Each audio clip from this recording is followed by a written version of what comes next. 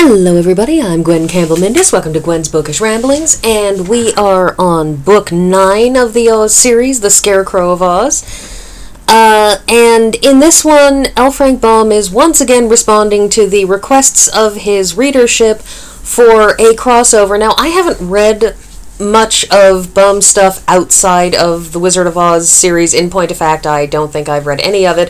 But it's very clear from what he's saying that he had written another book or several books about a young girl named Trot and her friend Cap'n Bill. And yes, Cap'n, because he is written as C-A-P'-N, not Captain. And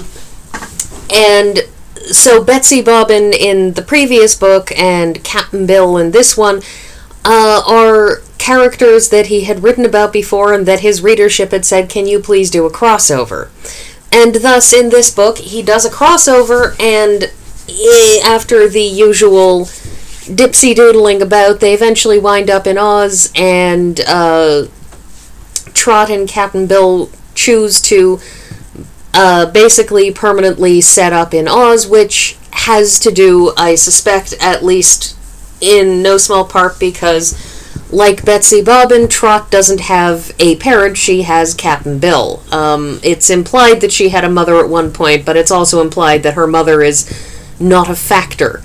Anyways, along the way they also meet Button Bright, who he had apparently gotten a great many requests to bring back after his appearance in The Road to Oz, so Button Bright is back. Button Bright also apparently had met up with Trot and Cap'n Bill before.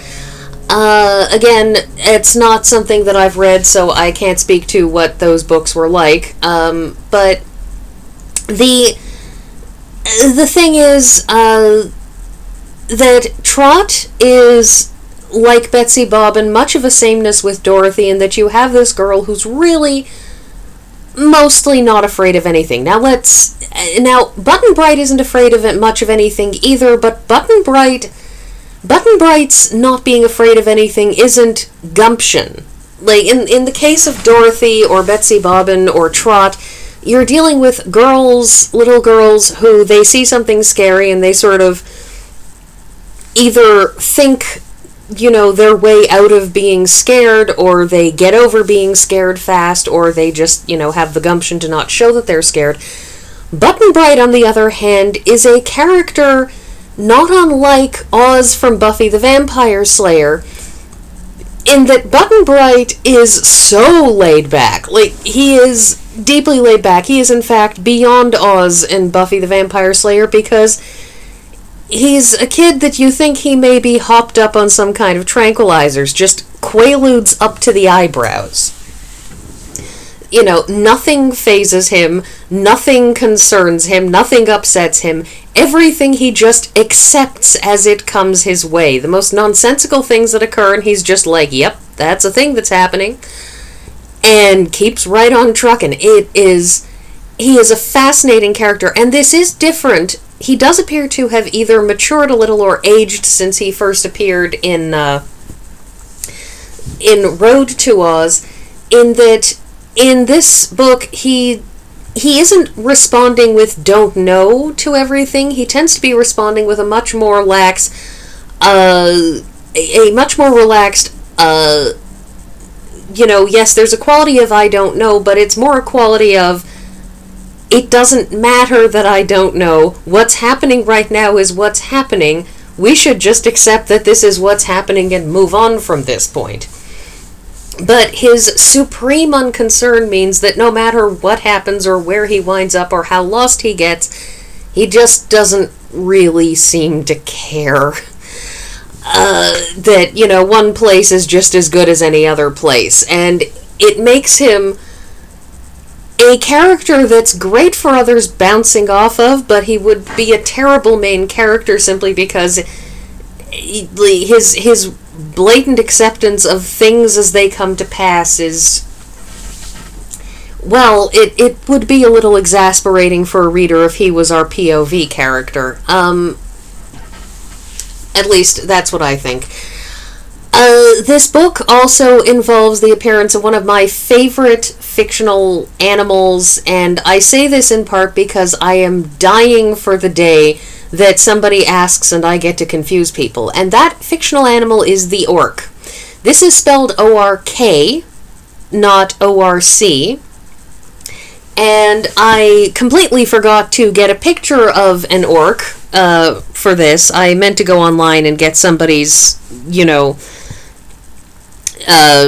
imaginary depiction and so on. But the orc is described as being a sort of a bird thing, and what it is an animal that it's kind of like a bird, but it has 4 legs, and its wings are not regular bird wings, but they're kind of, stretched leathery things, and its tail is a propeller. And the orc in this case, his name is Flipper, which we know because at some point he says, I found the description, that it had wings, and queer wings they were, shaped like an inverted chopping bowl and covered with tough skin instead of feathers. It had 4 legs, much like the legs of a stork, and its head was shaped a good deal like that of a poll parrot, with a beak that curved downward in front and upward at the edges, and was half bill and half mouth. And so the orc, O-R-K, it winds up being, of course, a key character in this because at various points in time, it and some of its friends, and at one point some birds, help Trot and Cap'n Bill and Button Bright get to places they couldn't ordinarily get to and fly around and stuff. But the thing is, I've always wanted to get into a conversation with somebody who starts talking about orcs, and they mean, orcs from Tolkien, and I start talking about 4-legged leathery bird things, and they get very confused because, we're both talking about orcs, but they're not orcs with a C, they're orcs with a K. And if you're wondering, do not confuse this with a roc, R-O-C, which is a giant bird out of Arabian myth, I think? Or some variant thereof. The point is, rocs are not orcs with a K. Anyway, so, love the orcs. It's just such a wonderful conceptual animal. You should absolutely Google the picture of an orc, because I'm not going to do that now that I've started recording this, and would have to go over this, 8 minutes of talking about nothing again. Anyway, so Trot and Cap'n Bill start the story, and they decide to go for a row on the ocean, even though Cap'n Bill, the grizzled old sea captain that he is, with his 1 wooden peg leg, is thinking that things might turn bad. He's got an uncomfortable feeling, and Trot pulls the old, there isn't a cloud in the sky, what could possibly be coming? And, it's that classic moment where you say, have you read no books ever, seen no movies? I mean, okay, this book was written in 1915, so obviously there would be no question of asking whether they had seen any TV shows, but, everyone knows when the grizzled captain says, I think something bad is coming, and somebody responds, there's not a cloud in the sky, that there is going to be a horrific deadly storm. That's just how things work. Anyways, so they go on the water, and a giant whirlpool appears, and they get sucked down and wind up in a cave, and then the orc shows up in the cave, and they all escape the cave together, and eventually find themselves on an island, and on that island is a man who was abandoned there by all of his neighbors because he is hypercritical of he is a complainer. He's like me. I'm a complainer. I complain about everything. He's one of those people who, tells everybody you're doing it wrong, and also the day is too hot, and the water is too cold, and everything stinks, and you're doing it wrong. So basically this guy is me. It's amazing nobody has dropped me on a deserted island yet to let me complain to myself. But anyways, so they get stuck on this island for a while, and eventually they find some berries that will allow them to shrink so that the orc can carry them away. And yes, there are unshrinking berries too, which they bring along. And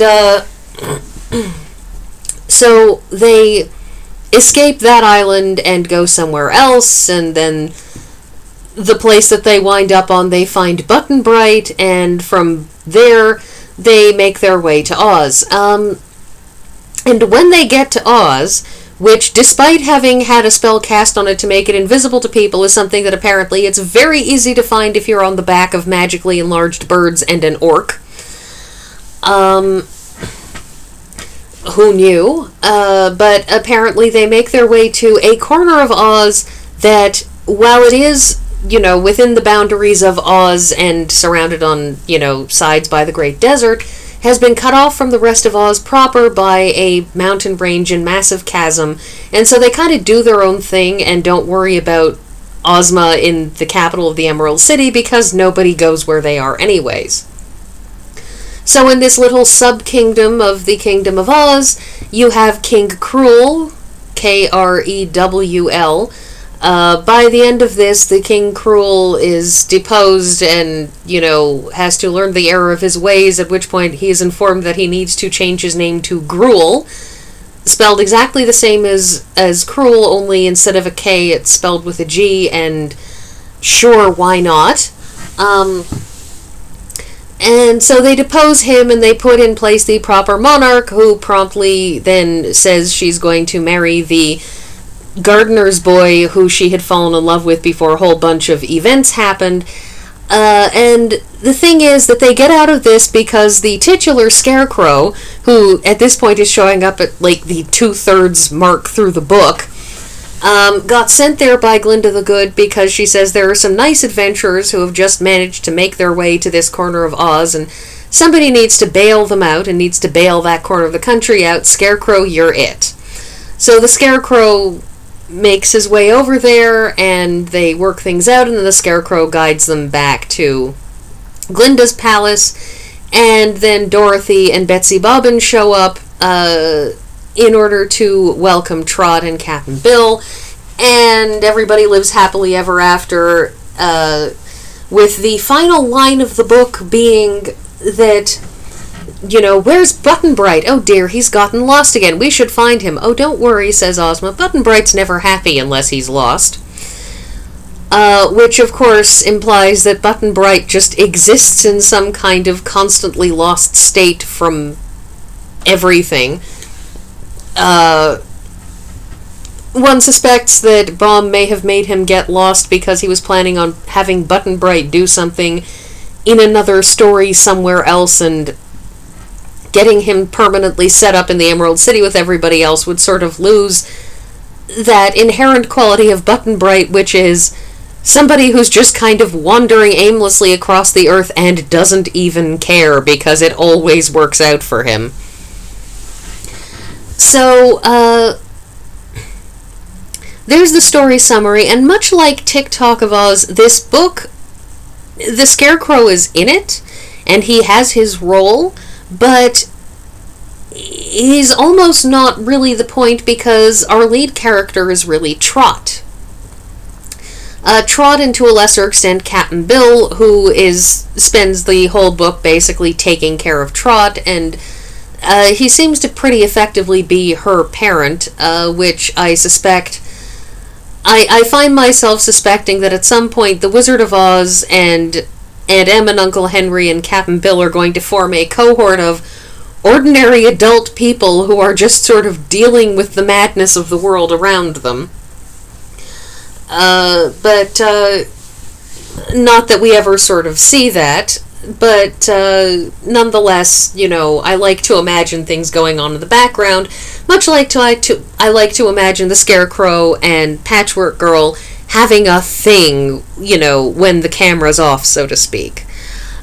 So that is everything, and I will see you all next week.